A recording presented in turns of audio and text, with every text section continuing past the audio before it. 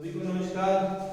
कक्षा 12 का जो हमने सेकंड अध्याय शुरू कर रखा था उसकी आज तीसरी व अंतिम वीडियो है, यानी कि हमने इसका तीसरा पार्ट जो है वो आज स्टार्ट करना है। इससे पहले हमने 2 पार्ट कर लिए। जिन्होंने वो काम कंप्लीट नहीं किया वो अपना काम कर ले। मैं स्पेशली आपको बताता हूँ 12th के लिए, तो ये पॉइंट मैं 12th के लिए लिखता हूँ ताकि टू द पॉइंट 12th वाले काम कर सके बोर्ड एग्जाम के दृष्टिकोण से, और अन्य प्रतियोगी परीक्षाओं की तैयारी करने वाले स्टूडेंट्स जो हैं, जो भी मैं फैक्ट्स लिखूंगा उन पर ध्यान देंगे। तो सभी के लिए, सभी प्रतियोगी परीक्षाओं के लिए और 12th सभी के लिए इंपॉर्टेंट है। तो हम स्टार्ट करते हैं। हमने इससे पहले उत्तर वैदिक काल के बाद मौर्य काल, महाजनपद काल और बात करें तो गुप्त काल, सातवाहन, कुषाण, शक, इन पर जितना जितना हमारी बुक में दिया है अकॉर्डिंग टू सिलेबस हमने उस पर एक चर्चा कर ली है। अब कल हमने जहां से पॉइंट छोड़ा था नगर एवं व्यापार, तो जैसे ही 6ठी शताब्दी का दौर आता है, 6ठी शताब्दी ईसा पूर्व का, 6ठी सदी ईसा पूर्व, यहां पर हम देखते हैं 6ठी सदी ईसा पूर्व में क्या होता है। इस समय उत्तर वैदिक काल की समाप्ति होती है और महाजनपद काल का दौर शुरू होता है, यानी कि द्वितीय नगरीकरण की शुरुआत होती है, जिसे हम महाजनपद काल भी कहते हैं। कुल 16 बड़े बड़े महानगर थे जिसे महाजनपद कहा जाता है, और वही ये नगर थे। महाजनपदों की जो राजधानियां हुआ करती थी वो बड़े बड़े नगर थे। इन नगरों का किस तरह से उदय हुआ और यहाँ व्यापार का सिस्टम कैसा था, वो इस पर थोड़ा बहुत हमने डिस्कशन कल कर लिया था, कुछ आज करते हैं। नए नगरों में मुख्य एक उभरकर जो सामने आया उसका इसमें जिक्र किया गया है, वो है पाटलिपुत्र। पाटलिपुत्र जो है वो मगध की प्रारंभिक राजधानी, तो देखिए राजगृह या गिरिवृज थी प्रारंभिक राजधानी अगर पूछा जाए, लेकिन 4ठी सदी ईसा पूर्व तक आते आते पाटलिपुत्र जो है, मैंने आपको बताया था कि गंगा सोन नदियों के किनारे पाटलिपुत्र है, उदयन ने इसको राजधानी बनाया था मगध की। तो पाटलिपुत्र जो है नदियों के किनारे बसा हुआ था। ये एक समृद्ध नगर जो इस समय उभरकर सामने आता है। अब है नगरीय जनसंख्या। इसमें हमने देखना है कि सम्रांत वर्ग एवं शिल्पकार, किस तरह का वर्ग यहां रहता था, ये जो नगर थे उनमें, और व्यापार सिस्टम, शिल्पकार कैसे थे, आर्किटेक्ट का या ट्रेड व्यापार, ये सिस्टम कैसा था। तो ये जानकारी हमें कहां से मिलेगी, ये एक नाम दिया गया है आपकी बुक में, उत्तरी कृष्ण मार्जित पात्र। इसको हम लिखेंगे NBPW। आप एक बार इसे देखें, समझा दो। नॉर्दर्न ब्लैक प्रिंटेड वेयर, इसको उत्तरी काली पॉलिशदार मृदभांड भी कहते हैं, उत्तरी काली चमकीली मृदभांड संस्कृति भी कहते हैं। अलग अलग इनके नाम हमारे सामने आते हैं। ये संस्कृति अब बताता हूं क्या है ये है मृदभांड, यानी कि मिट्टी का बर्तन जिसमें अनाज भी रख सकते हैं, पानी का जैसे मटका होता है वैसा।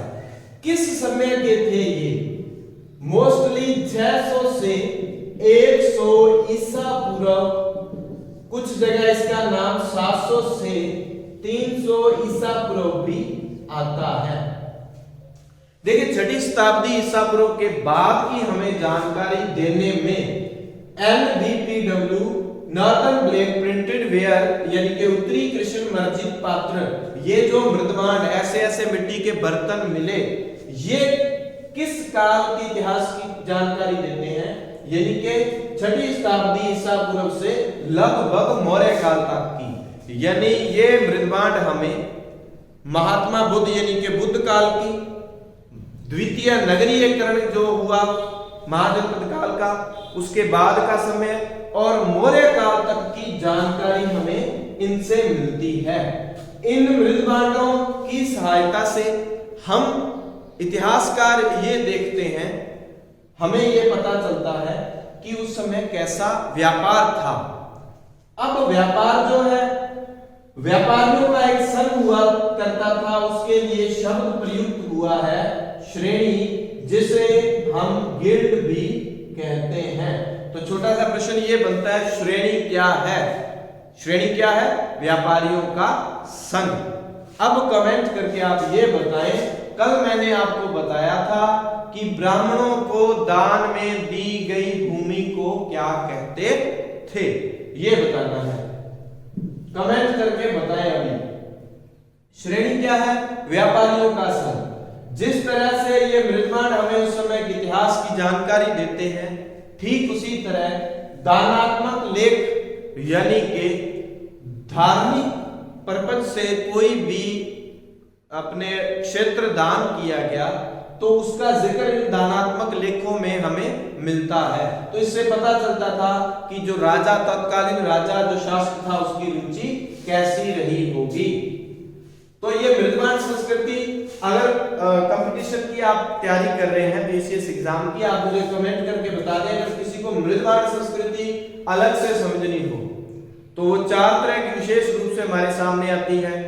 गेरुए रंगयुक्त, काले व लाल, उत्तरी चमकीली, पीजीडब्ल्यू और एलपीपीडब्ल्यू, ये 4 तरह की जो है संस्कृति हमें चित्रित धूसर और उत्तरी कृष्ण वर्जित पात्र से पहले अगर कोई मृदभांड हमें उससे पहले के इतिहास की जानकारी देता है तो वो है पीजीडब्ल्यू यानी कि चित्रित धूसर मृदभांड। तो मृदभांडों को अलग से बस आपने इतना देखना है कि मिट्टी का मटका है, इतिहासकारों को मिला। अब एक टेक्निक होती है जिससे ये पता चलता है कि लास्ट समय इस बर्तन को कब पकाया गया, तो उससे पता चल जाता है कि इतने साल पुराना ये मिट्टी का बर्तन है। तो ये साइंस की सहायता से इतिहास का, प्रागैतिहासिक काल का पता लगाया जाता है, ऐतिहासिक काल का, अतिहासिक काल का। नेक्स्ट पॉइंट, उपमहाद्वीप और उसके बाहर का व्यापार। अब भारतीय उपमहाद्वीप से अलग जगह पे जो व्यापार होता था उसके बारे में हमने जिक्र करना है। अब यहां पर मैं आपको एक मैप के माध्यम से समझाने का प्रयत्न करता हूं।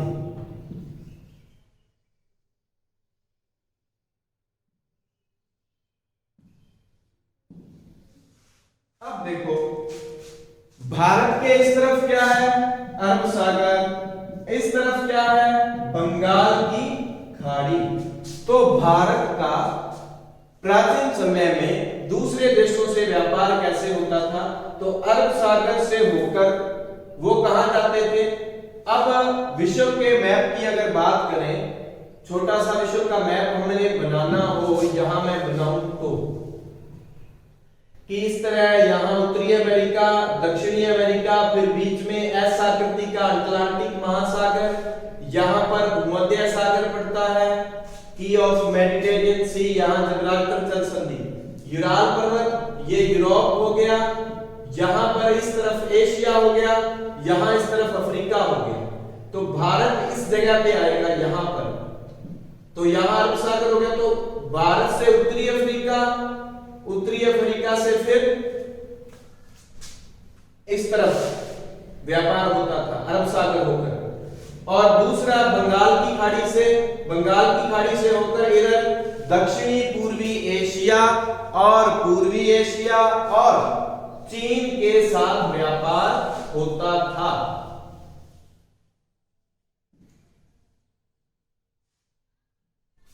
तो उपमहाद्वीप और उसके बाहर का व्यापार अरब सागर के माध्यम से उत्तरी अफ्रीका महाद्वीप तक के क्षेत्रों तक व्यापारिक इनका लेन देन व्यापारिक सिस्टम था। बंगाल की खाड़ी से दक्षिण पूर्वी एशिया व चीन तक और अरब सागर से होते हुए रोमन साम्राज्य तक भी होता था, क्योंकि उत्तरी अफ्रीका, फिर भूमध्य सागर, फिर रोमन साम्राज्य। जैसे हम बात करें, ये है उत्तरी अमेरिका महाद्वीप, एक छोटा सा हम समझने के लिए, यहां दक्षिण अमेरिका महाद्वीप है, ये है अटलांटिक महासागर एस आकृति का, यहां है भूमध्य सागर, यहां यूराल पर्वत और ये यूरोप है, ये अफ्रीका महाद्वीप है, यहां नीचे यूरोप और यहां अफ्रीका, और इस जगह पे हमारा आप मान लो भारत है। तो भारत से अरब महासागर से होकर उत्तरी अफ्रीका, मध्य सागर होकर यहाँ यूरोप और एशिया के मध्य में यहाँ जो रोमन साम्राज्य था उनके साथ व्यापार होता था, और इधर से होकर चीन के साथ व्यापार हुआ करता था।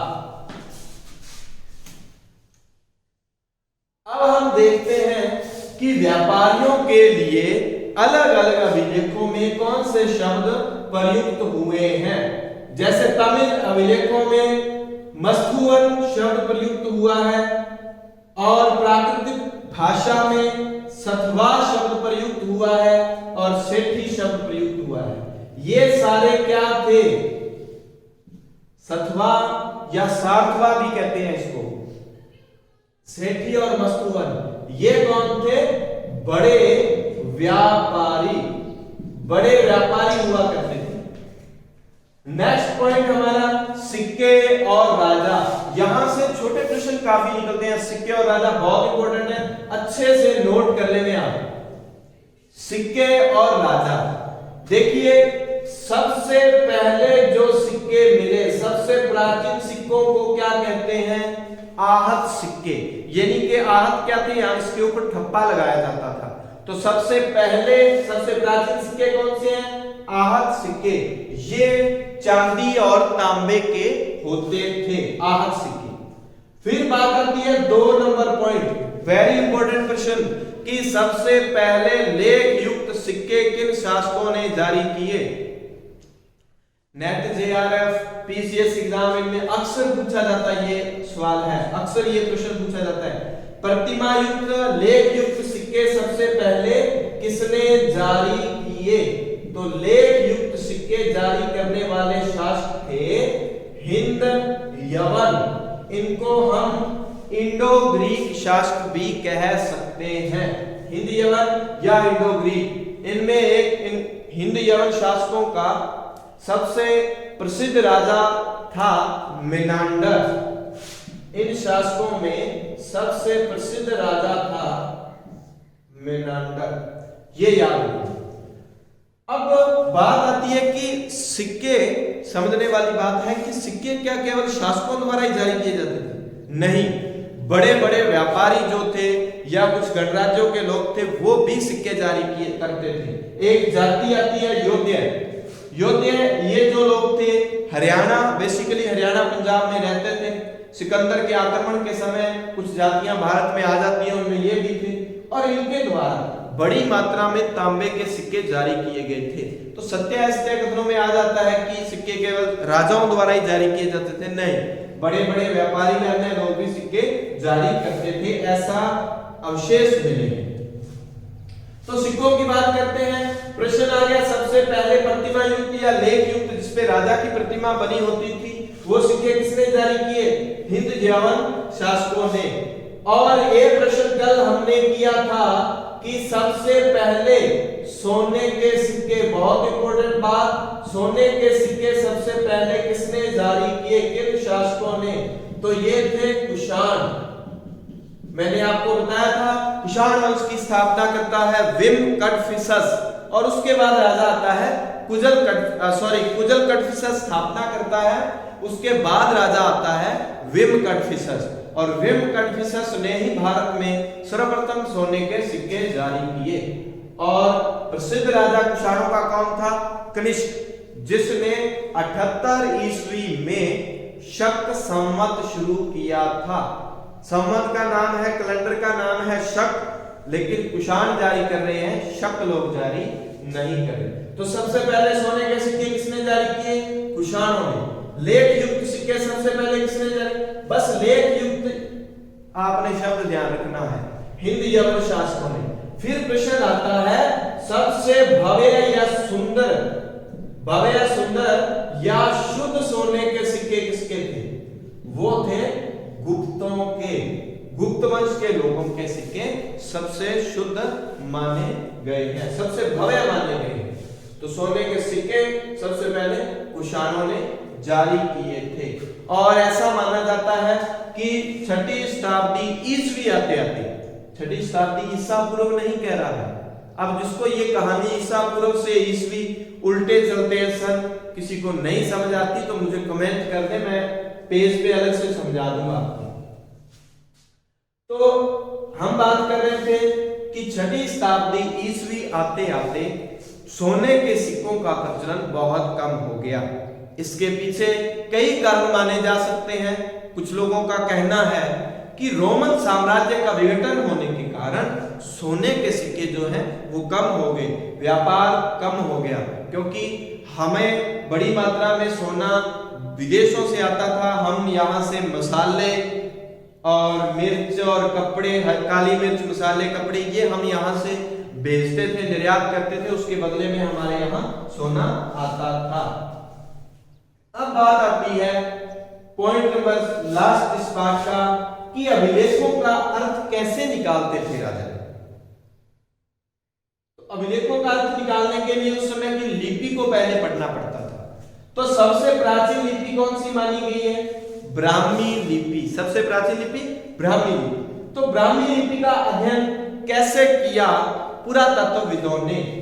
तो सबसे पहले 1838 में जेम्स प्रिंसेप नामक व्यक्ति ने अशोक के, देखो अशोक हम कहते हैं लेकिन नाम तो ये अशोक है, सही नाम जो है इसका अशोक ही मिलता है, एनसीईआरटी में भी यही लिखा। तो अशोक के लेखों को जो ब्राह्मी लिपि में, उसके ज्यादातर अभिलेख ब्राह्मी लिपि में मिलते हैं, लेकिन उसके अभिलेख खरोष्टी लिपि में भी, अरामिक में भी, इनमें भी मिलते हैं, लेकिन सबसे ज्यादा किसमें मिलते हैं? ब्राह्मी लिपि में। तो अशोक के अभिलेखों को सबसे पहले किसने पढ़ा? जेम्स प्रिंसेप ने। कब? 1838 में। ये हो गया ब्राह्मी लिपि का अध्ययन। अब है खरोष्टी लिपि का कैसे पता चला?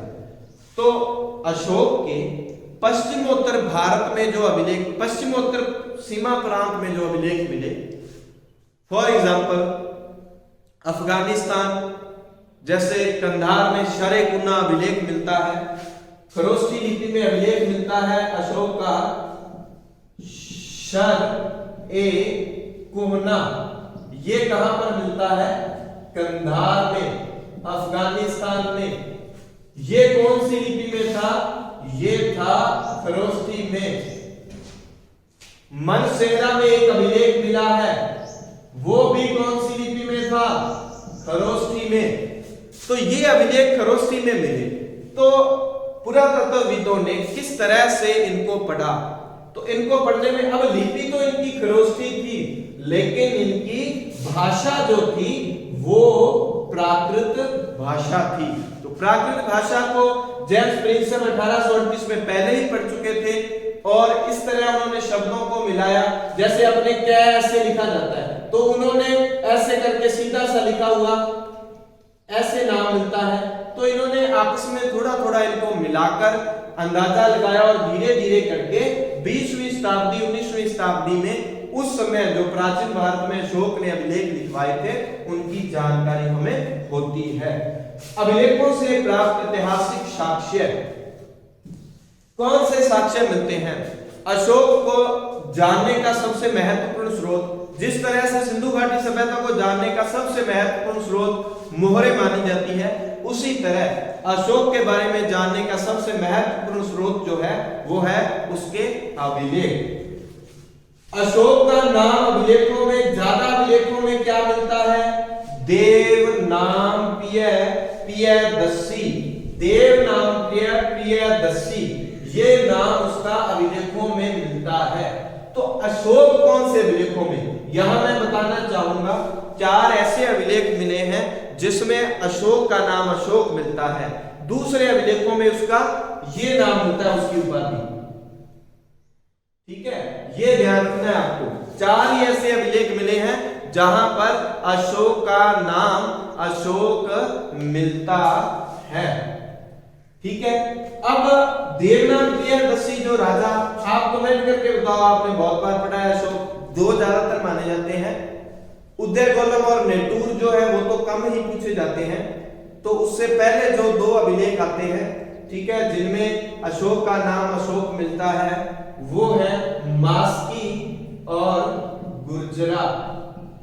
तो कोविड का, कोरोना का टाइम चल रहा है, ये याद रख लो कि मास्क ना लगाया तो गुजर जाओगे, मास्की गुर्जरा, इनमें अशोक का मूल नाम अशोक मिलता है, ठीक है। मास्क ना लगाया तो गुजर जाओगे, मास्की गुर्जरा, मूल नाम अशोक मिलता है। अब देवनाम प्रियदर्शी राजा जो अपने प्रतिवेदक को कहता है, प्रतिवेदक का अर्थ क्या है? संवाददाता। प्रतिवेदक का अर्थ क्या है? संवाददाता या संदेश वाहक। देवनाम प्रियदर्शी राजा, बुक में आपकी एक बात दी गई है, ये नहीं लिखा कि कौन से शिलालेख में है, जो कि छठे शिलालेख में लिखी गई है, छठे शिलालेख में, जिसमें देवनाम प्रियदर्शी राजा कहता है, मैं कहीं भी हूं, चाहे खाना खा रहा हूं, चाहे पालकी में जा रहा हूं, चाहे सो रहा हूं, प्रतिवेदक मुझे आकर जनता के बारे में सूचित करे, मैं हर समय जनता की सहायता के लिए तैयार रहूंगा। अब देवनाम प्रियदर्शी का अर्थ क्या होता है? देवनाम प्रिय, इसका तो अर्थ होता है देवताओं का प्रिय, और प्रियदर्शी का अर्थ होता है देखने में सुंदर। तो देवनाम प्रियदर्शी का अर्थ क्या हो गया?